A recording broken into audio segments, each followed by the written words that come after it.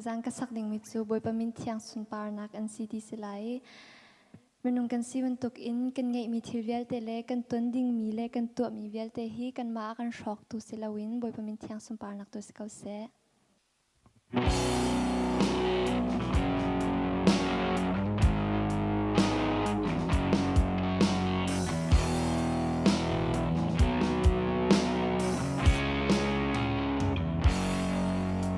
lúc na cái tuần giá na bồi ba mình thăng chợt in rùa phác lâu tiếng khít xua na tâm sinh sân câu cái dây dòng về đi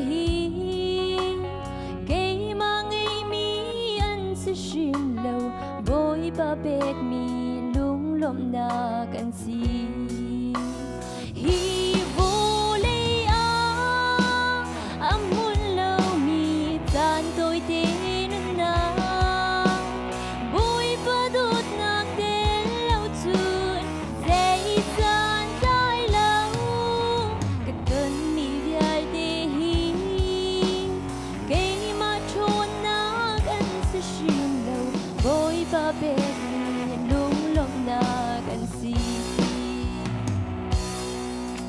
cha na cả tuần giá na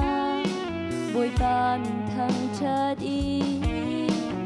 lung kê cuối tiếng ngày chiết na hở sinh sân câu cần biết khi về đi cây mà sốt tu ăn sẽ xin lâu bồi ba nô mi lung đầy na cần gì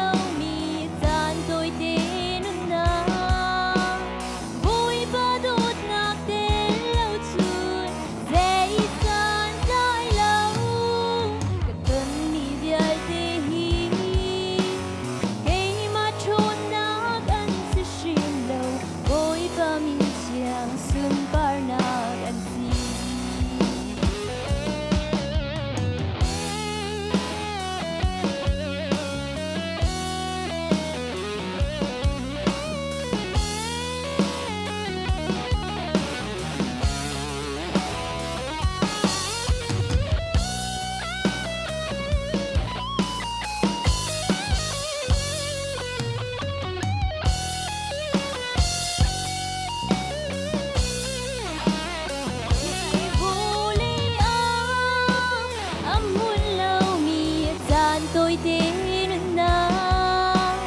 vui ba đốt na tên lâu chuồn dễ san trái lâu cái tuần mi vial đi cây mà chôn na ăn sẽ xin lâu vui ba min chiang xuân bar na gan si hi vô lê âm hôn lâu mi tan tôi tin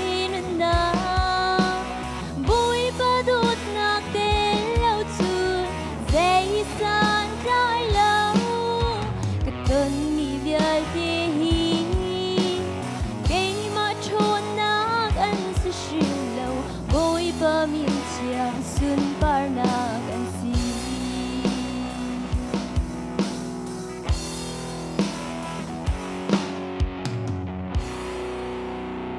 bồi ba mình thăng thắt câu sẽ